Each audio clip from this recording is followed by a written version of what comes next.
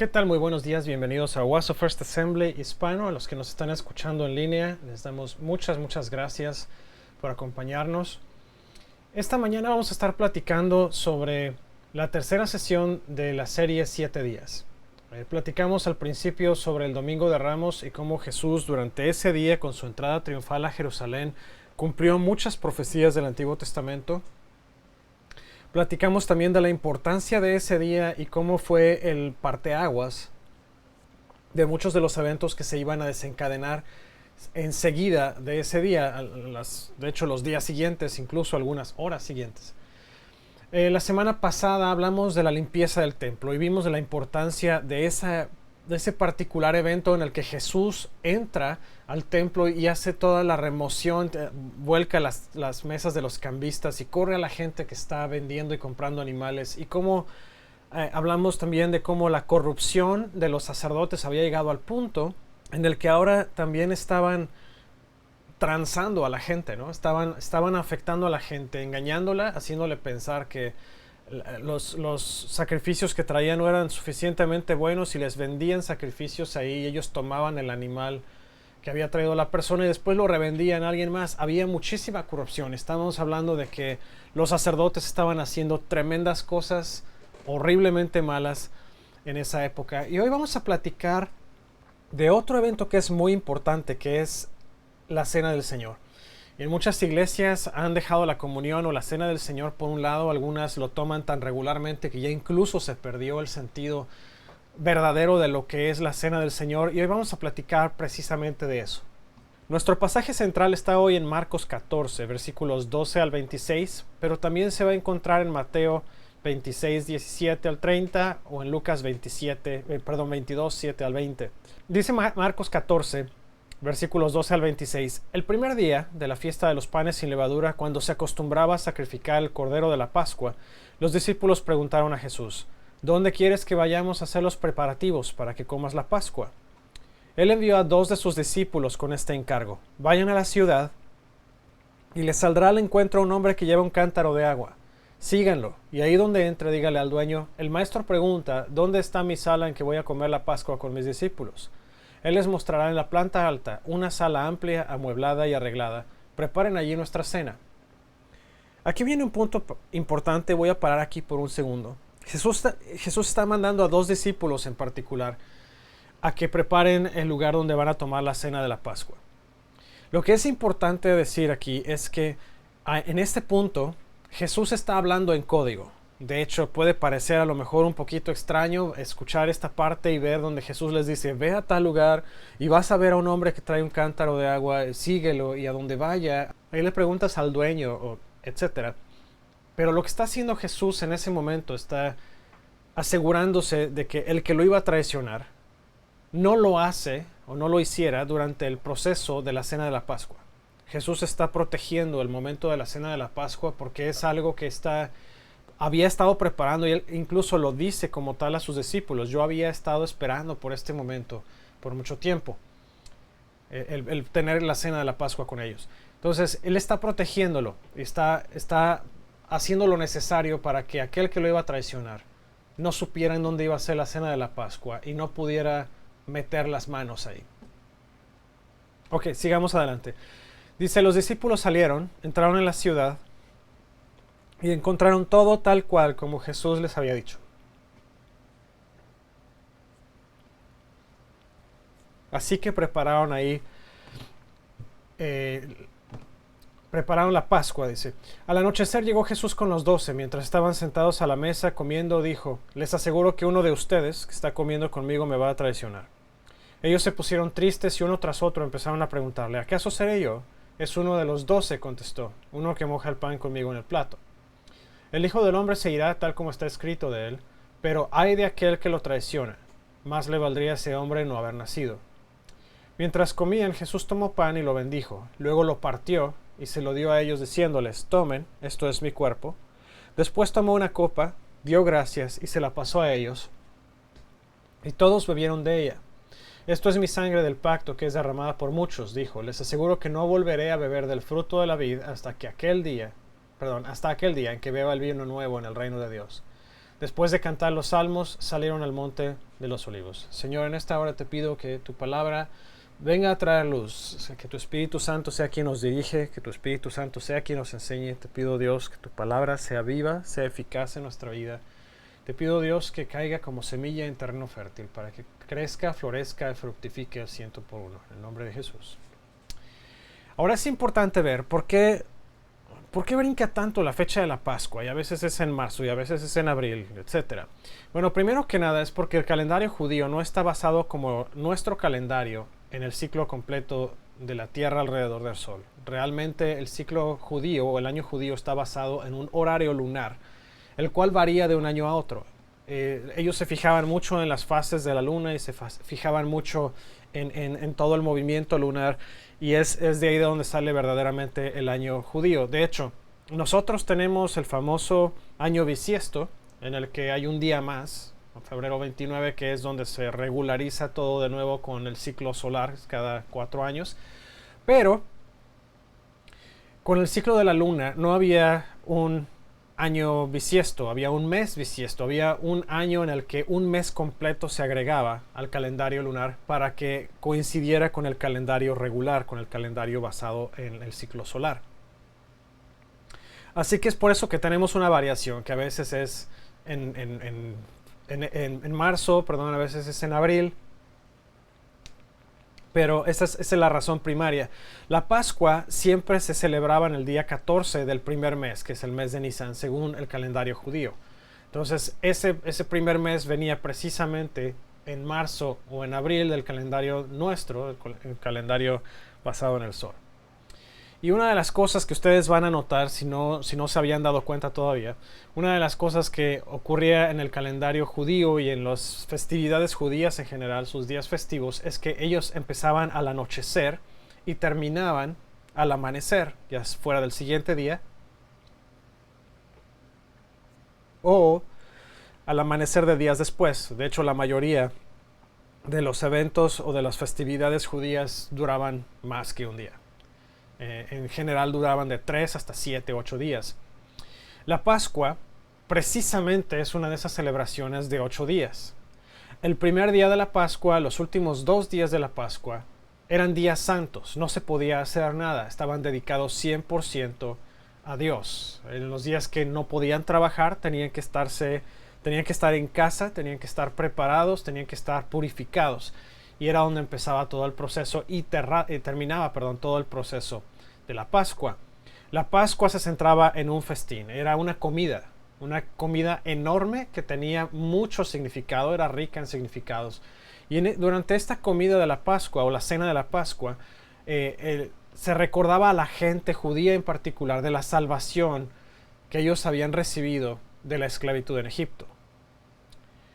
Ahora, si nos ponemos a analizar nuestra cultura hispana, es impresionante porque nosotros, al igual que los judíos y al igual que mucha gente norteamericana e incluso algunos europeos, la comida ha sido siempre una parte significativa de nuestra convivencia. De hecho, si usted ha visitado Owasso First Assembly hispano, en particular, los días en que tenemos más asistencia de la gente es justamente los días que tenemos comida. Utilizamos siempre días de comida para atraer a la gente nueva y para conectarnos con gente nueva y para hablarles del Evangelio. La comida siempre ha sido una parte súper importante y la cena de la Pascua no fue la excepción. De hecho, la Pascua es la sombra profética de lo que sería la Semana Santa, que nosotros conocemos como Semana Santa. Éxodo 12. Voy a irme rápidamente acá a la palabra. Entonces voy a abrir Éxodo 12, versículos 1 al 11. Voy a estar leyendo de la Nueva Traducción Viviente. Éxodo 12, versículos 1 al 11. Dice: mientras los israelitas todavía estaban en la tierra de Egipto, el Señor dio las siguientes instrucciones a Moisés y a Aarón. A partir de este será el primer mes del año para ustedes. Anuncien a toda la comunidad de Israel que el 10º día de este mes cada familia deberá seleccionar un cordero o un cabrito para hacer un sacrificio, un animal por cada casa. Si su familia es demasiado pequeña para comer el animal entero, lo compartirá con una familia vecina. Dividen el animal según el tamaño de cada familia y la cantidad que cada uno pueda comer. El animal seleccionado deberá ser un macho de oveja o de cabra de 1 año y que no tenga ningún defecto. Cuiden bien al animal seleccionado hasta la tarde del día 14 de este primer mes. Entonces toda la asamblea de la comunidad de Israel matará su cordero o cabrito al anochecer.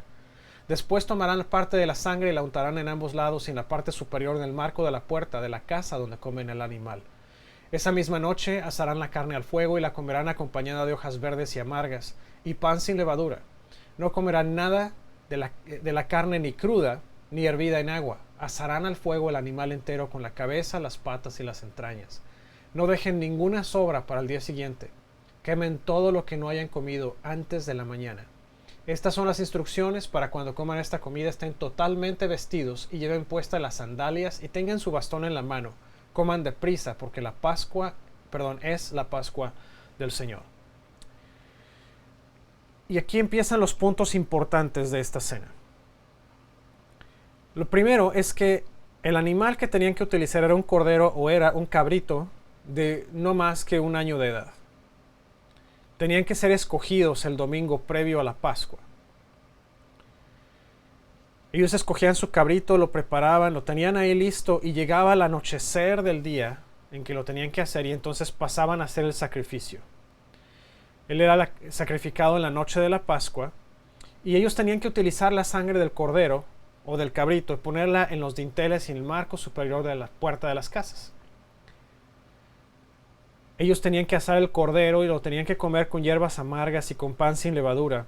Y tenían que comer este alimento vestidos para un largo viaje y como si tuvieran prisa para comer. Y de hecho surgen de la Pascua. Parte de la celebración de la Pascua incluye, 4 copas. Ahorita vamos a platicar un poquito de las 4 copas. Vienen 4 preguntas que se hacen durante la celebración de la Pascua. Y una de las preguntas es precisamente: ¿por qué hierbas amargas? Si normalmente la cena de la Pascua se come ahora con vegetales, ¿por qué era antes con hierbas amargas? ¿No? La otra pregunta que también se hace es: ¿por qué se tenía que asar la carne, por ejemplo, en lugar de hervirla? Como dice por acá, en lugar de hervirla en agua, ¿no? ¿Por qué se tenía que asar? Luego, ¿por qué ahora se hace la cena de la Pascua? Dice en la Nueva Versión Internacional, como leíamos al principio, que se sentaron a la mesa a comer, ¿no? Y en la versión en inglés dice se reclinaron incluso a comer. Ahora, ¿por qué? La pregunta es, porque antes tenían que comerla listos para salir de viaje y tenían que hacerlo deprisa. Me imagino que estaban de pie incluso con su bastón en la mano. Entonces la otra pregunta es: ¿por qué ahora se pueden reclinar, pueden sentarse para comer, ¿no? Y antes tenían que estar parados. Y ahora la pregunta también es: ¿por qué con pan sin levadura? Porque ahora la cena de la Pascua es con pan leudado, ¿no? Con pan con levadura. Entonces esas son parte de... Y todos estos elementos son ricos en significado. Entonces, explicando el pan plano, la levadura, de hecho, Dios habla de la levadura en muchas ocasiones. Jesús habló de la levadura en muchas ocasiones y la levadura es también reconocida como algo que contamina como tal. De hecho, Jesús dice: tengan mucho cuidado con la levadura de los fariseos, ¿no? Refiriéndose a precisamente la instrucción y la doctrina de los fariseos. Y también hace un comentario en otro punto que un poquito de levadura puede echar a perder o puede leudar toda la masa, puede hacer que toda la masa se levante y el pan pierda su propiedad por sí misma de lo que era el pan plano antes. Entonces, esa es la cuestión. Antes todo esto se tenía que hacer de una manera ritual, purificada, completamente de acuerdo a lo que Dios estaba pidiendo. La levadura representaba precisamente ese tipo de esclavitud de donde estaban saliendo. Entonces el pan tenía que comerse sin estar entrando en ese preciso punto. Luego habla de las hierbas amargas en lugar de vegetales. Las hierbas amargas que tenían que comer era precisamente porque estaban haciendo un sacrificio. Era lo que estaban comiendo, no era nada más por comer. Representaba de hecho la amargura de la esclavitud que ellos estaban viviendo en Egipto. El momento que se hace el cambio de comerlo con hierbas amargas a comerlo ahora con vegetales, pasan de un tiempo de esclavitud y de tristeza, de dolor y de amargura a un punto en el que están recibiendo los frutos de haber vivido en relación con Dios y de haber vivido en comunión directa con Dios, y ahora tienen paz, y ahora tienen vegetales, que es el fruto de la tierra que Dios les dio, la tierra prometida. Ahora dice, ¿por qué antes tenía que comerse de pie, ¿no? Y ahora puede reclinarse? Bueno, porque antes estaban siendo preparados para la liberación, que es precisamente de donde surgió la Pascua. De hecho, comentábamos también hoy durante la clase de discipulado que una de las cosas que el pueblo se le olvidó es que Dios no solamente los sacó de Egipto, pero los sacó con toda su gente, con todos sus animales, con sus niños, sus mujeres, y más importante todavía es que Dios los sacó con las riquezas de la gente de Egipto, porque Dios mandó a que pidieran joyas y pidieran oro y pidieran plata de sus vecinos en Egipto, y ellos fueron bendecidos al punto que salieron, dice la palabra de Dios, que despojaron a los egipcios de su riqueza. Entonces, ¿por qué de pie? Porque estaban preparándose para salir rápido. Tenían que salir, emprender esa jornada, emprender ese viaje de una manera repentina y rápida, ¿no? Y después nos está hablando también la palabra de Dios aquí, que ahora lo toman reclinado, porque eso está representando la paz, la seguridad y el descanso que Dios les trajo después de todo el proceso de liberación. Entonces ahora estamos platicando o estamos hablando en sí de todo ese significado. Habla también de por qué la carne tenía que ser asada y no cocida. Y el significado real es que cuando habla la palabra del Cordero de Dios que fue inmolado por nosotros, esa es una representación de estar siendo pasado por fuego. Cuando hablamos de que algo fue inmolado, quiere decir que algo fue de hecho pasado por fuego, fue quemado en su totalidad. Y eso era lo que estaba pasando con el borrego o con el cabrito, ¿no? Tenía que ser asado porque era una forma en que se cocinaba rápido.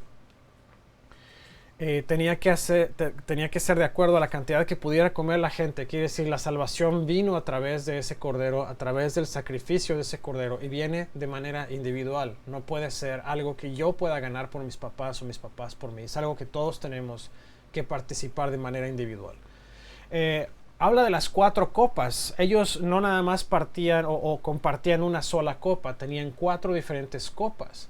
Era la copa de santificación, que era la primera que pasaba a través de la mesa. Después participaban de una copa de liberación, que era la que les recordaba que fueron esclavizados en Egipto, pero Dios los sacó de ahí. Luego pasaban una copa de redención. Esta copa de redención les hablaba que Dios pagó el precio por ellos, los hizo su pueblo, los hizo sus hijos. Y la cuarta copa era la copa de aceptación, o una copa de adoración. Era una copa que ellos tomaban aceptando la salvación de Dios y aceptando la liberación que habían recibido, la santificación que habían recibido de parte de Dios, y con esa copa lo alababan y lo adoraban por lo que Dios había hecho. Además de esto, tienen otros significados. Por ejemplo, el Jalel son los Salmos 113 y 114, o sea, la primera parte del Jalel que cantan ellos al principio. Después hacen todo el partimiento de la comida, que de hecho cuando habla de que Jesús partió el pan, eso era algo común, eso ocurría de manera común. Ellos compartían su comida. De hecho, parte de la cultura judía era que nadie podía recibir a alguien en su casa sin darle de comer y ofrecerle hospedaje. Eso era lo...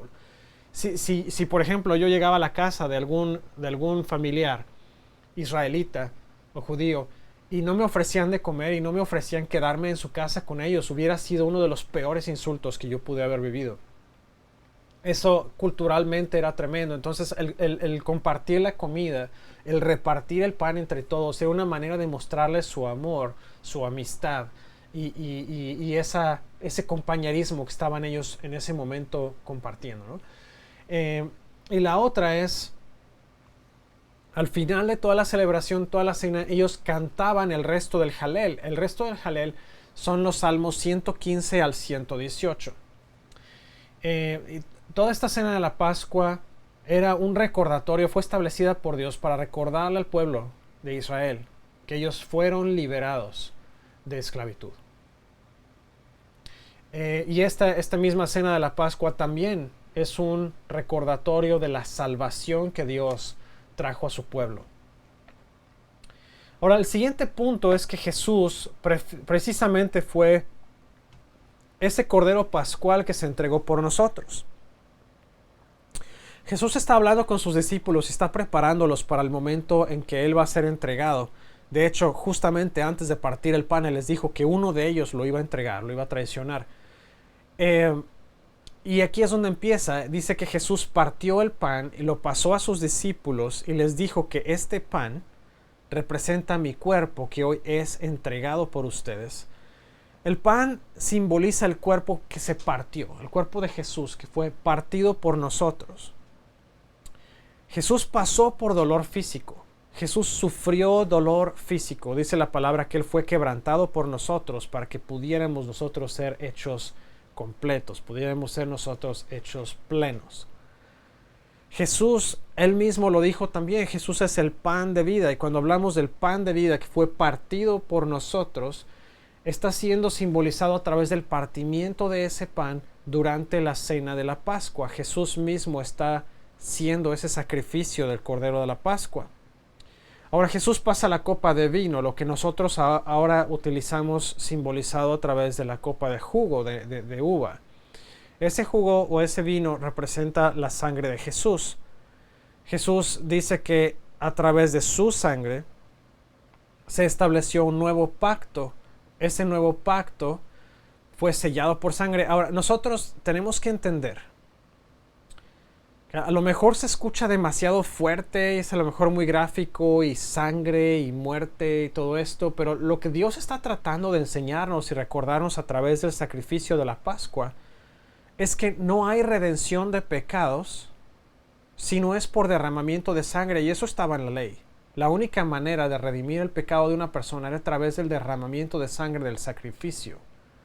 Y el otro punto está también en que la paga del pecado es muerte. Indiscutiblemente, había varios pecados en la ley de Moisés que si eran descubiertos precisamente en flagrancia, no estaban en infraganti, en el mero acto, precisamente, la gente era apedreada hasta morir. Y lo dice la palabra, lo dice la ley, la paga del pecado es muerte, ¿no? Eso era lo que nos correspondía a nosotros. Entonces, al partir el pan, está representando que el cuerpo de Jesús está siendo entregado a ser muerto, a ser molido por nosotros. Está pagando el precio de un pecado que Él no cometió, lo cometimos nosotros. Y dice que la única manera de redimir el pecado, de perdonar el pecado, es a través de derramamiento de sangre. Y ahí es donde entra la sangre de Jesús. La sangre de Jesús fue derramada hasta la última gota. Y esta sangre de Jesús representa el dolor espiritual que Jesús estaba pasando. Porque no fue solamente el dolor físico y los latigazos y el estar colgado a la cruz, pero Jesús estaba pagando un precio espiritual que nos correspondía a nosotros haber pagado, porque nosotros fuimos los que cometimos el pecado y no Él. Jesús murió por los pecados del mundo entero. No toda la gente, y aquí es donde probablemente va a surgir la pregunta de por qué si Jesús murió por los pecados de todo el mundo, por qué hay gente que todavía se está yendo al infierno. Y la respuesta es bien simple en ese punto, y se las voy a dar. La razón por la cual es así, hay gente que se va todavía al infierno y hay gente que todavía vive una vida de maldad, es porque ellos decidieron rechazar el sacrificio de Jesús.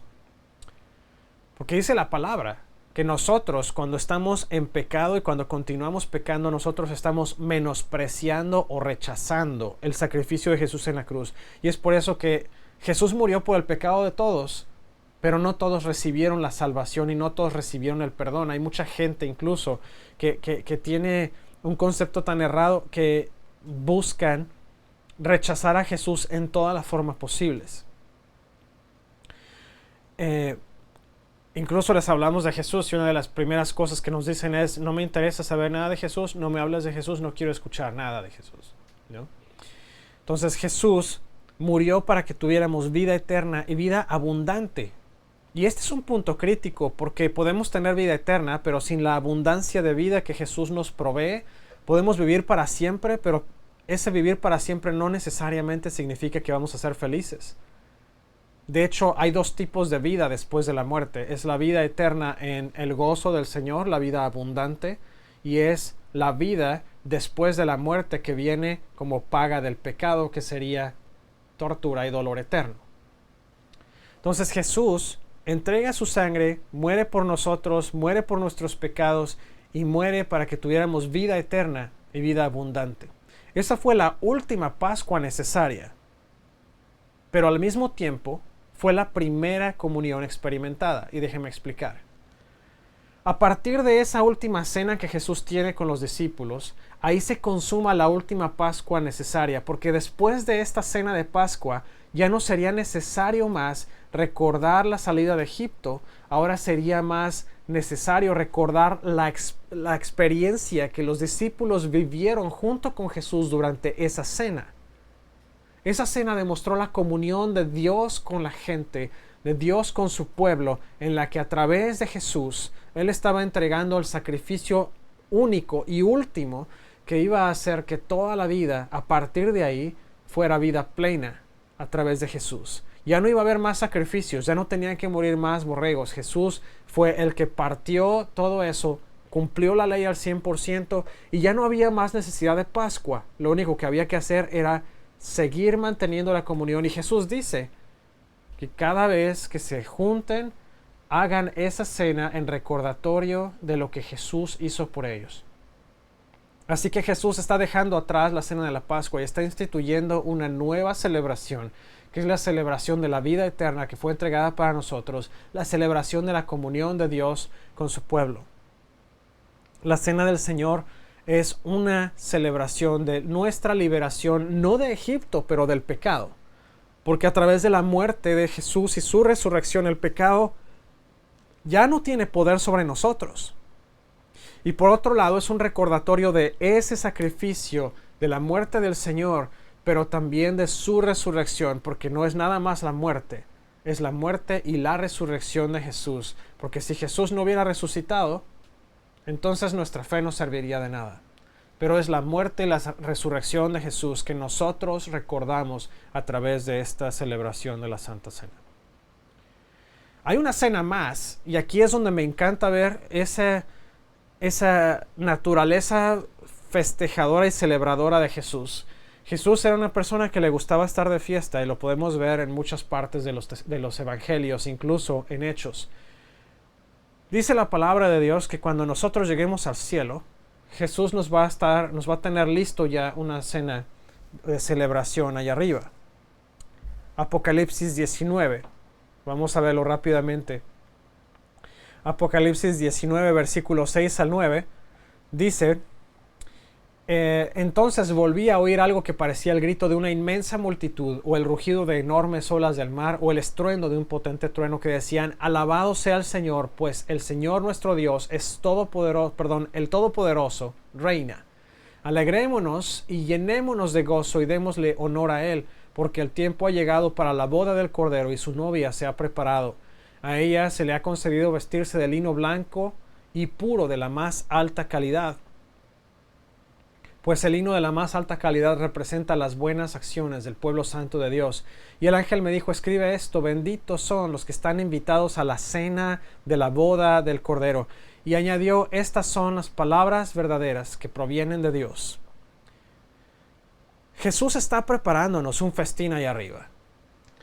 Y ese festín de celebración es cuando lleguemos arriba, nos unamos una vez a Él. Y la Biblia llama a esa fiesta la fiesta de la boda del Cordero, o de las bodas del Cordero, depende de cuál versión de la palabra usted esté leyendo.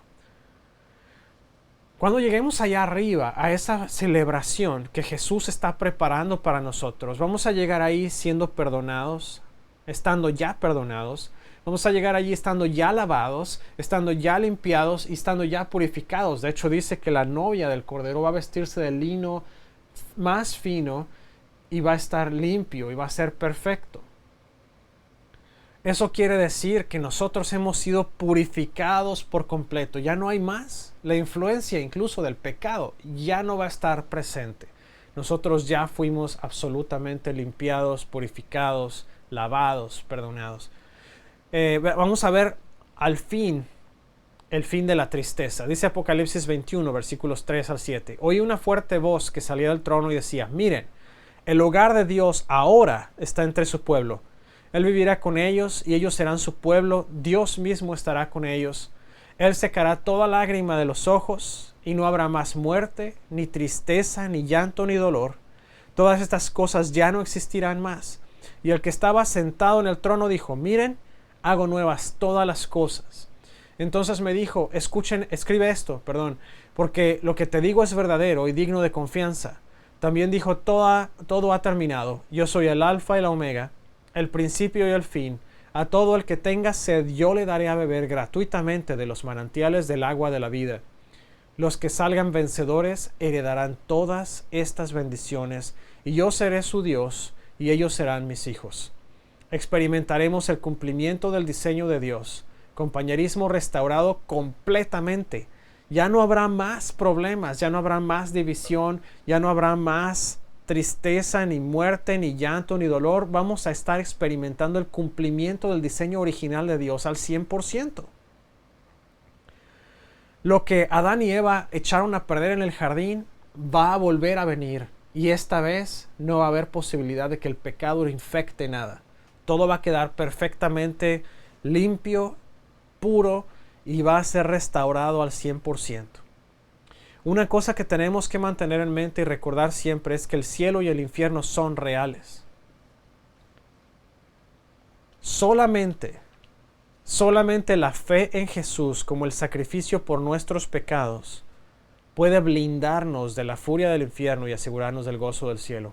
Mire, no hay nada más, no hay nada que podamos hacer, no hay buenas obras, no hay palabras que podamos hablar, no hay lugares a donde podamos ir, no hay cosa que podamos hacer que nos pueda garantizar el ser completamente blindados y protegidos del pecado. Solamente hay una cosa, y es la fe en Jesús. No hay más. La fe en Jesús es lo único que nos puede asegurar. De hecho, dice la palabra de Dios que hay dos caminos. Uno es angosto y difícil de caminar, que es el que lleva al Padre. Ese es Jesús, esa es nuestra fe en Jesús. Y dice que hay otro que es grande y espacioso y que es fácil de manejar o de ir a través de ese camino, y ese camino lleva a perdición. ¿Por qué el camino a Jesús tiene que ser el angosto y el difícil de caminar, hermano? ¿Por qué no puede ser el otro? Bueno, porque el camino que lleva al Padre, que es Jesús, es un camino que depende de nuestra naturaleza en mucha parte. Porque es como nosotros decidimos caminar. Y si usted decide caminar sin creer en Jesús, sino confiando en sus propias fuerzas, bueno, qué lástima me da por usted. Y espero poder verle a usted en el cielo, que usted encuentre la manera de creer en Jesús, solamente en Jesús. Es muy fácil para nosotros seres humanos caer en el error y en el engaño del enemigo de que nosotros podemos simple y sencillamente ser autosuficientes. Pero eso no es lo que nos enseña la palabra de Dios. La palabra de Dios nos dice que nosotros debemos ser humildes y debemos dejar nuestras cargas en Jesús, diciendo con esto que nosotros no debemos valernos por nosotros mismos, no podemos valernos por nosotros mismos. Nosotros debemos valernos de Jesús, debemos de estar metidos con Él, debemos de buscarle a Él, debemos de escudriñar su palabra. Ahora vamos a entrar en un punto muy importante. Me gustaría hoy, precisamente hablamos de la Cena del Señor, me gustaría compartir con usted la Cena del Señor. Pero dice la palabra de Dios en 1 Corintios que nosotros no podemos acercarnos a la mesa del Señor con un corazón indigno, que significa una de dos cosas. O no conocemos de Jesús, no hemos entregado nuestra vida a Él y simplemente seguimos todavía esclavos del pecado. O la segunda, ya conocemos de Él, pero nosotros no estamos puros, no estamos limpios en nuestro interior. Antes, para entrar a la cena de la Pascua tenían que purificarse siguiendo el ritual de purificación. Ahora no lo necesitamos, pero sí necesitamos, dice la palabra, confesar nuestros pecados. Y no le confesamos a un hombre, porque aun cuando dice la palabra que si nosotros perdonamos, entonces Dios perdona, y si nosotros retenemos el perdón, Dios también retiene el perdón. No es así. A lo que se refiere la palabra de Dios es que nosotros debemos confesarle al Señor nuestros pecados. Ahora, tal vez hay alguien que dice, bueno, yo no sé si he pecado, yo no me acuerdo. Bueno, hay una parte en la que tenemos que hacer un poquito de introspección y decir, ¿sabes qué? Espíritu Santo, revélame si yo no he pedido perdón por algo, si todavía tengo un pecado que no he confesado. Y entonces dejar que el Espíritu Santo trabaje en usted para que usted pueda ser restaurado. Voy a hacer 2 oraciones antes de empezar. La primera es, si usted jamás ha recibido a Jesús en su corazón, si usted jamás se ha identificado con el beneficio de convertirse en un hijo de Dios. A lo mejor usted ha escuchado que el convertirse en un cristiano o el hacerse cristiano es convertirse en alguien aburrido o convertirse en alguien que es persinado y que no hace nada y no se divierte y no toma y no fuma y no nada de esto. Y le voy a decir que realmente no es así. Jesús era una persona que le gustaba estar en fiestas. Nosotros nos reunimos muy a menudo en la iglesia hispana a tener nuestras fiestas y nuestras celebraciones. Y ser hijo de Dios es mucho más que puedes o no puedes hacer esto, o debes o no debes hacer esto o el otro. Ser hijo de Dios significa que nosotros fuimos adoptados a la familia de Dios y por ese espíritu de adopción, dice el apóstol Pablo, ahora nosotros tenemos acceso a todas las riquezas en gloria de Dios. Que quiere decir que todo lo que Dios ha prometido en su palabra para sus hijos ahora es nuestro. Dice la palabra en Isaías 53 que a través de las llagas de Jesús nosotros fuimos sanados. Pero esa sanidad no la puede experimentar una persona que no conoce de Cristo, porque es una de las promesas que tiene Dios para nosotros.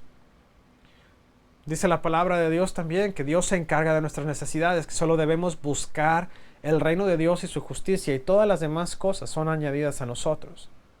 También dice la palabra que todo lo que tenemos necesidad pidamos al Señor creyendo que Él lo puede hacer y entonces nosotros lo recibiremos. Pero todo este tipo de promesas, y esas son algunas de las muchas promesas que vienen en la palabra de Dios, todas estas promesas dependen de que nosotros digamos sí a Dios.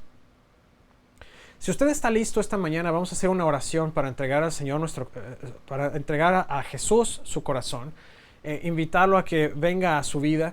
Y me gustaría guiarlo a través de esta oración. Es una oración muy simple, no es nada ritual, no es nada místico. Es simple y sencillamente pedirle al Señor perdón por los pecados, invitarlo a entrar a su vida y Dios va a hacer su morada en su corazón. Y a partir de ahí empieza usted a vivir una vida en la que va de poco en poco a convertirse en una vida cada vez más cercana a lo que Dios quiere que usted sea. Entonces, si está listo ahí donde usted está, tome unos minutos. Concéntrese en la siguiente oración y le voy a pedir que usted lo repita en voz alta, porque con el corazón se cree para justicia, pero con la boca se confiesa para salvación. Entonces vamos a confesar con nuestra boca lo que usted está orando.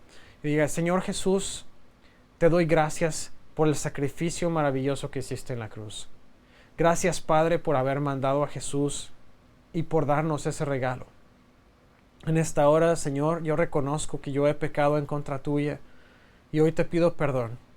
Reconozco que antes rechacé el sacrificio de Jesús, pero ahora te pido perdón y acepto el sacrificio de Jesús. En esta hora, Señor, yo reconozco que tú levantaste a Jesús de los muertos con poder. Yo te entrego mi corazón y yo confieso a Jesús como mi único Señor y Salvador de mi vida. Te entrego mi vida, te pido que me hagas una nueva creación. En el nombre de Jesús. Amén. Si usted hizo esta oración, le voy a pedir que me contacte a fmonroy@oasofirst.com o a facebook.com/ofa.hispano. Mándeme un mensaje o puede ser a través del 918-350-9486. Me gustaría saber cuál es su historia, me gustaría saber que usted tomó una decisión hoy y me gustaría también darle los próximos pasos. ¿Qué es lo demás que sigue? ¿Cómo puede usted hacerse un mejor seguidor de Cristo?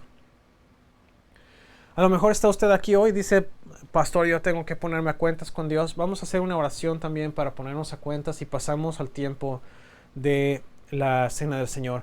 Señor, en esta hora te damos gracias, te pedimos perdón por cualquier pecado que no haya sido todavía confesado. Espíritu Santo, te pedimos que traigas a nuestra memoria cualquier pecado que nosotros hayamos cometido en contra tuya, que tal vez ahora no recordamos, pero tenemos que deshacernos de él para poder ser limpios. Te pido, Señor, en el nombre de Jesús, que hoy limpies todo corazón.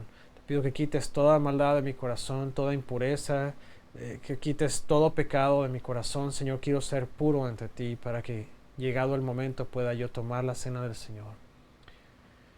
Señor, te pido en esta hora, bendícenos. Señor, bendice a cada persona que nos está escuchando, cada persona, Señor, que hoy está reunida a la mesa junto con nosotros.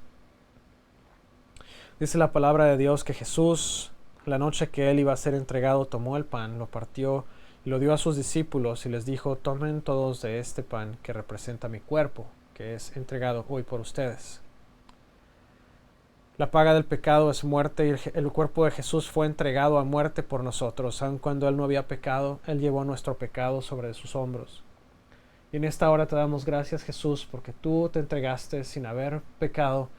Te entregaste como nuestro sacrificio, como ese cordero pascual, limpio, puro y sin mancha, para que nuestros pecados fueran lavados a través de tu sangre y nosotros pudiéramos ser reconciliados con Dios. En esta hora aceptamos tu sacrificio, Señor, y te pedimos que tú nos ayudes a recordar todos los días el sacrificio que tú hiciste por nosotros. En tu nombre santo, Jesús. Puede compartir del pan en esta hora. Dice la palabra del Señor también que enseguida Él tomó la copa y Él la pasó a sus discípulos y Él les dijo: esta copa representa mi sangre, que es sangre de un nuevo pacto. ¿Por qué un nuevo pacto? La ley de Moisés en el Antiguo Testamento representaba el pacto original de Dios con los hombres. Y a través de ese pacto Dios purificaba a su pueblo para que pudiera ser santo para Él. Y a través de esa ley Dios le mostró al pueblo qué tan lejos estaba de Dios y qué tanta necesidad tenían de ser salvados. Pero cuando viene Jesús y a través de su sacrificio cumple al 100% la ley de Moisés, Él dice: ya no es necesario cumplir la ley, ahora solamente es necesario creer en el sacrificio que yo he hecho por ustedes. Y Jesús ahora se entrega a sí mismo y entrega su sangre como el sello de ese pacto. La sangre de Jesús fue derramada por nuestros pecados, porque dice la palabra de Dios que no había remisión de pecados sin derramamiento de sangre. Así que Jesús derrama su propia sangre por el pecado de usted y mío hoy. Jesús, te damos muchas gracias, porque fue a través de tu sacrificio en la cruz, fue a través de tu sangre que todos nuestros pecados fueron totalmente perdonados y olvidados. Te damos gracias, Señor, que tú nos redimiste, tú pagaste el precio y hoy te decimos: gracias, Jesús. Gracias por todo lo que tú has hecho por nosotros. Y en esta hora le invito a tomar de la copa. Jesús, en esta hora te damos una vez más gracias. Gracias, Señor, porque fue a través de tu sacrificio que nosotros recibimos total limpieza, total purificación, total salud incluso. Gracias, Señor, porque nosotros no hubiéramos podido hacerlo, pero tú, en tu infinita bondad y misericordia, te entregaste a ti mismo para padecer el dolor que nos correspondía a nosotros y podernos acercar a Dios. Gracias porque tú pagaste el precio que nos correspondía a nosotros pagar. Tú te hiciste hombre, caminaste como un ser humano. Tú no solamente eso, pero te hiciste siervo y fuiste obediente, dice la palabra de Dios, hasta la muerte y muerte de cruz. Pero Señor, tú resucitaste al tercer día, tú fuiste ascendido al cielo y ahora estás sentado a la diestra de Dios en gloria y en poder. Y dice la palabra que ante tu nombre, el nombre de Jesucristo, toda rodilla se doblará y toda lengua confesará que tú eres Señor, para gloria de Dios Padre. Señor, y en esta hora te decimos gracias, Jesús, y te pedimos que tú nos ayudes y nos guíes, Señor, cada día. Que no sea solamente el domingo que venimos aquí ante ti a recibir la cena del Señor, porque recordemos este evento, sino que sea todos los días. Que sea cada mañana que nos despertamos, recordamos que mientras estamos manejando rumbo al trabajo, a la iglesia o a la escuela o a la tienda, y mientras estamos trabajando, mientras estamos con la familia y estamos en la cena y antes de dormir, Señor, que tu sacrificio esté presente en nuestras vidas, que nos ayude a recordar todo lo que tú hiciste por nosotros y cómo tu sacrificio, Señor, es todo lo que necesitábamos y hasta más para poder llegar hasta nuestro Padre Celestial. Te damos gracias porque un día vamos a verte allá en la eternidad y vamos a sentarnos a la mesa contigo y disfrutar del pan contigo y vamos a poder ver a todas aquellas personas, Señor, que amamos tanto, y vamos a poderte ver a ti, que te amamos tanto, y vamos a poder pasar toda una eternidad a tu lado, disfrutando de tu presencia, disfrutando, Señor, de tus palabras, disfrutando de el resto de la eternidad contigo. Gracias, Dios, porque no hay mejor regalo, no hay mejor sueño, no hay mejor deseo que podamos tener que estar contigo, Señor, poderte ver cara a cara, poder abrazarte, poder aferrarnos a ti, Señor, y poder pasar el tiempo contigo y pasar muchos más alimentos y muchas más cenas y muchos más festines contigo, porque yo sé que no va a ser nada más el de la boda del Cordero. Vamos a poder disfrutar de muchísimos más alimentos contigo y vamos a poder pasar un tiempo increíble por toda esa eternidad contigo. Gracias, Jesús.